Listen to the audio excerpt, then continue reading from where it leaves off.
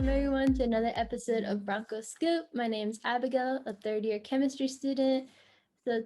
And I'm here with... Hi everyone, I'm Dakari. Welcome to another episode of Bronco Scoop with us. So on this episode, we're going to be interviewing Sarah Hill, an engineering student at Cal Poly Pomona. She participated in the Fall 2020 Minecraft Challenge, which was hosted by the MEP program at the College of Engineering. So I'm going to pass this along to Dakari so she can introduce Sarah. So Sarah was a part of this challenge with her team with two other team members, and they recreated the brick. And they did this using, I believe it was close to 250,000 bricks, if I'm not mistaken. And they were able to create this building and give those of us who, like myself, joined CPP during the virtual instruction. So it was really nice to be able to see this and get a visual of this building that I haven't actually been able to step foot in yet. So to be able to see their depiction of like the rock climbing wall, the lockers, the multi-purpose courts, and even the pool, it was really awesome to view. So Sarah, we're really glad to have you here to have you share your experience with us. Thank you. So Sarah, can you start off by telling us your major and what academic year you're in? Yes, I am a third-year mechanical engineering major. Wow, that's interesting. I'm sure there are a lot of people in your program? There are. It's one of the bigger majors at the school. I can imagine it was impacted when you tried to get in, correct? Yes, it was. I know that's probably a really popular major, especially here with the learn by doing approach. Mm-hmm. Definitely. So can you share with us what the MEP program is and how you learned of the challenge? Yeah, the MEP program is Maximizing Engineering Potential. It's also the Center for Gender Diversity and Student Excellence.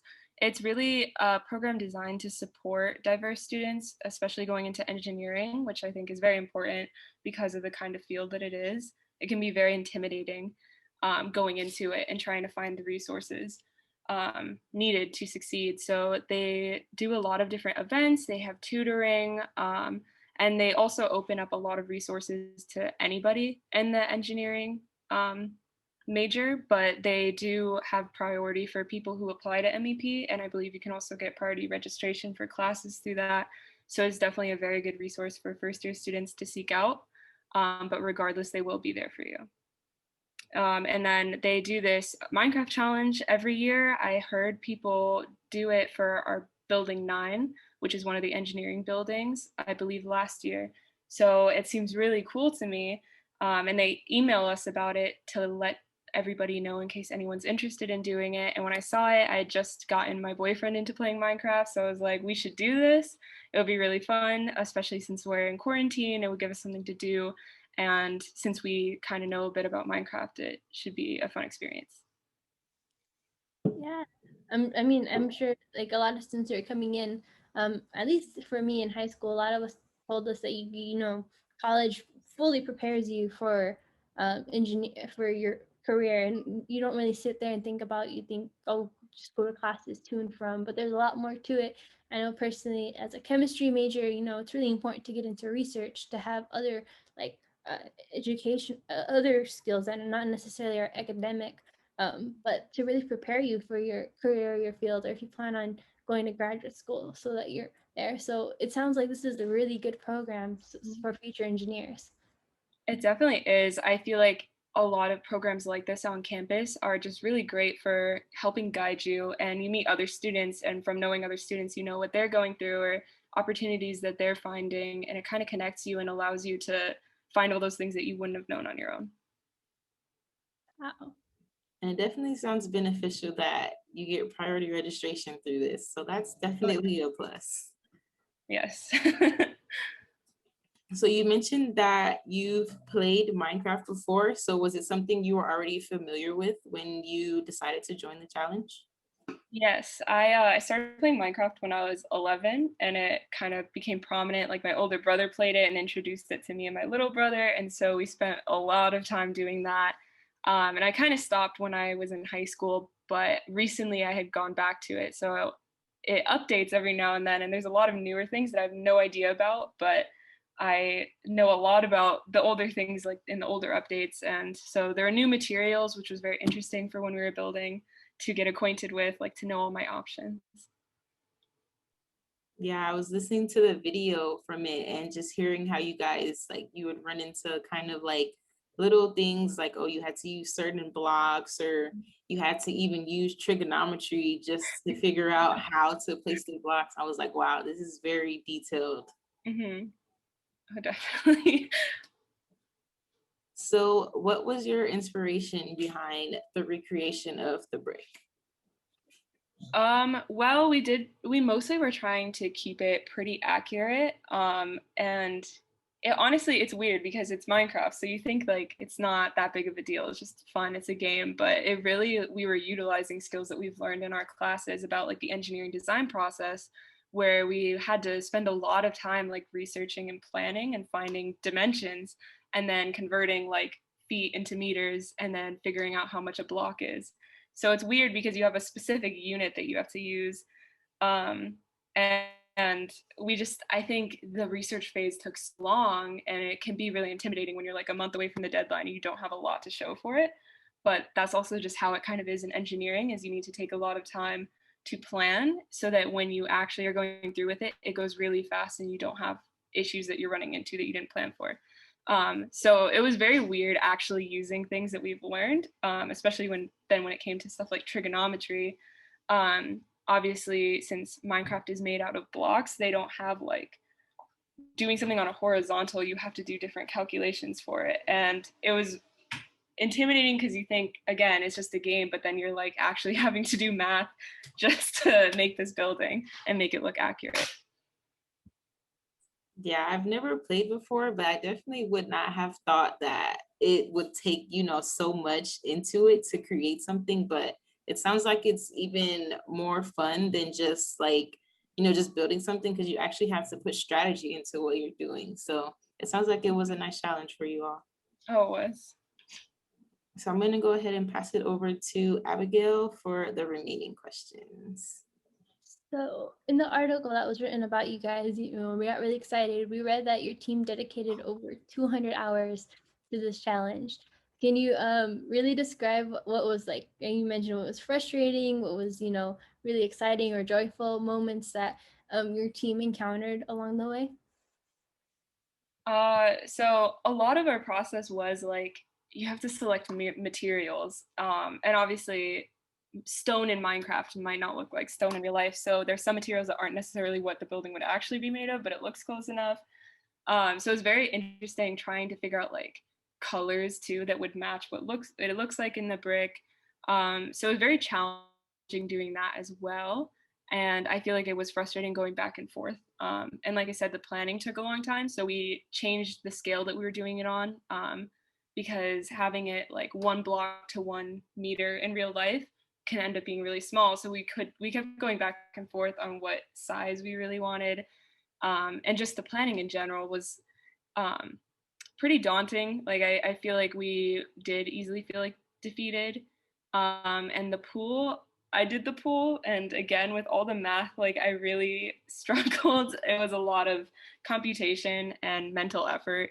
But I feel like watching it all come together and then going in and finding cool ways to make like the exercise equipment or something, it was really fun to work together on all of that. And then when we found solutions to some of those issues we were having, it was like really gratifying. So it was nice to be done with it and be able to like zoom out and fly above and just see like everything that we had done, or like look at it and look at the brick and feel like it seemed accurate in real life. Yeah, I can imagine it was really rewarding because you said 200 hours, that's a lot. And, and especially because you guys were working as a team. So I'm sure you guys had to make sure that everything was, you guys all agreed on things and like you mentioned, you guys you were discussing different dimensions. So it was really something that, you guys had to work out the kinks. Oh yeah, there was definitely a lot with teamwork too, because we all know each other in real life and we're friends. So working together in this capacity is difficult, and fitting it into your life schedule wise is hard. And then we all work in different ways. So like some people would want to do more math and have it more accurate, and more some people would like to eyeball it. So we had to figure out like a medium ground, because obviously if someone eyeballs one thing and another person is doing accurate dimensions, it's not going to look right. So there was definitely a lot of communication and compromise with that as well. I can definitely imagine. So I know you mentioned that you knew your team members in real life, but do you think you guys will continue recreating more CPP buildings just for fun? Or if you do, which ones do you have in mind? Yes, actually, we talked about it a lot, because we felt like once we had already done one, we were like, how cool would it be if we just had all of campus? But it would take so long to do. And the MEP challenge is actually continuing this semester. Previously, they'd only done it like once a year. But this semester, the challenge is to build the student services building, which is a new building on campus, and we call it the spaceship. And it's very challenging, but we've been working on that actually. So we're excited to see how it turns out this semester. But other than that, in the future, we might do it for fun. It is very time consuming. So we'll see. Yeah, I can imagine, especially with the curvature of the building, trying to get that in Yeah. like a really square space might be a little challenging. Yes, it is. Um, so now, we are virtual and we are back on campus. What building's going to be the first one that you're going to visit when you get the chance to go back on campus? I mean, I feel like now that I've recreated the brick, I kind of miss the brick. You know, like being inside of it in Minecraft, you're like, oh, it would be so fun to see everybody like back in here playing like basketball with each other or working out. Um, just a lot of things like that. The library for sure. I miss the library. It's so beautiful in there, and I really just miss seeing other students. Like that's like one of the best parts about campus is even if you don't know everybody, just to watch other students go about their day, and you can all kind of relate to each other in some way. Yeah, it's that college atmosphere that's Mhm. really hard to compare. Yeah. Um, so now our audience is prospective students, either coming in from high school or transfer students. So what would you recommend to them if they're interested in applying to the College of Engineering or just to Cal Poly Pomona in general? Definitely. There's quite a few things. I feel like for one, we mentioned priority registration before. I feel like that's really important because there's just such a demand for so many classes. And as you said, a lot of engineering majors are impacted. So either signing up for the 4-year pledge is really great, or going with MEP when you're already going to get all these other benefits from that and get to meet new students and new opportunities, but also to get priority registration so you get the classes that you really want with some really amazing professors, because they are in high demand. So that is one of them. The other thing, for one, I will say I was so grateful that I took my Calc 1 in high school.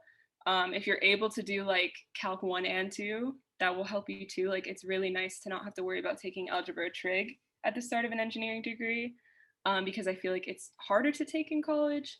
Um, and additionally, I wish that I had started physics earlier. So even if you don't do your calculus and physics before college, I recommend starting as soon as possible, because that will set you up to continue with your major courses.